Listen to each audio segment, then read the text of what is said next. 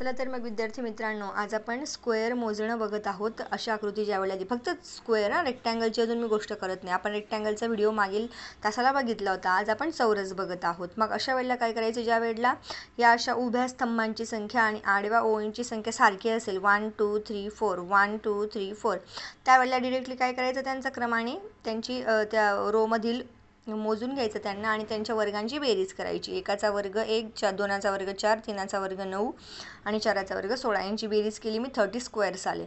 आता कधी कधी काय होतं, आमच्या तिसरीच्या पुस्तकात काय दिलेलं माहिती आहे का, अशी आकृती ना तरीच्यात चौरस बघून फक्त आयताची संख्या विचारली. पहिला प्रश्न आहे चौरस किती, मग ह्या पद्धतीने उत्तर काढलं आणि खाली म्हटलं की फक्त आयत किती. मग काय करायचं, आपल्याला माहिती आहे आयताची कशी व्याख्या असते की समोरासमोरील बाजू ह्या सारख्या असतात, तो आयत असतो. आणि चौरस म्हणजे काय, ज्याची चारही बाजू सारख्या. मग आपण काय म्हणू शकतो की प्रत्येक चौरस जो असतो ना प्रत्येक आयत जो असतो ना तो चौरस असू शकतो. चौरस नाही, प्रत्येक आयत हा चौरस असू शकतो. Every rectangle can be square. येते लक्षामध्ये, कारण आपण स्क्वेअर असा काढतो ना, मग याचे चारही बाजू इक्वल आहेत. मग आयतामध्ये समोरासमोरील बाजू इक्वल, त्यामुळे ह्या स्क्वेअरला आपण रेक्टँगल म्हणू शकतो. मग आता या ठिकाणी फक्त त्यांनी म्हटले फक्त रेक्टँगल कोणता. मग रेक्टँगल कसा असतो, हा असा असतो rectangle. Opposite sides are equal in length, not all the sides.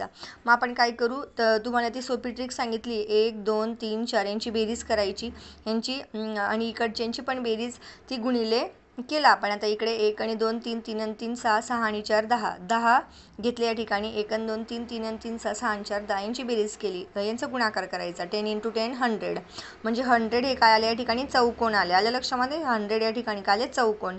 आणि आपण 30 स्क्वेअर ऑलरेडी काढलेत. मग 100मधून मी डिरेक्टली 30 काय करेल, मायनस करून घेईल. मग या ठिकाणी 70 हे झाले माझे रेक्टँगल्स. येते लक्षात मुलांनो.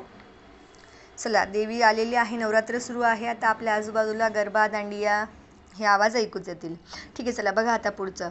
1 2 3 4 5, 1 2 3 4 5 या ठिकाणी पण तसंच. मग 1चा वर्ग, 2चा वर्ग, 3चा वर्ग, 4चा वर्ग आणि 5चा वर्ग हे तुम्ही करणार आहात सगळेजण. 1चा वर्ग 1 असतो, अधिक 2चा वर्ग 4, अधिक 3चा वर्ग 9, अधिक 4चा वर्ग 16, अधिक या ठिकाणी झालं पुढे 25. मग 30 अधिक 25 आपण एक्स्ट्रा करणार आहोत, कारण इथे आपण ऑलरेडी त्यांची बेरीज केली आहे. 30 आणि 15 किती झाले, मग 30 आणि 25 किती झाले, 30 आणि 25 55. म्हणजे या ठिकाणी आपले स्क्वेअर्स किती असणार आहेत, 55. चला तर मग आता या ठिकाणी काय करायचं, आता ज्या वेळेला नंबर इक्वल नसतील ना रो आणि कॉलमचे, त्यावेळेला काय करायचं, इकडे 1 2 3 4 आणि इकडे 1 2 3 4 5 आणि 6. मग त्यावेळेला काय करायचं, सगळ्यात मोठी जी संख्या आहे ना इकडची गुणिले खालची सगळ्यात मोठी संख्या, 6 गुणिले 4. आणि आता एक एक कमी करायचं, त्याला फॅक्टरायझेशन म्हणतो आपण. 11 12ला असतं ते फॅक्टर पाडणं म्हणतो. आता 5 गुणिले 6मधून 1 गेला 5, 4मधून 1 गेला 3. पुढे आता 5मधून 3 गेले 4, 3 2 1.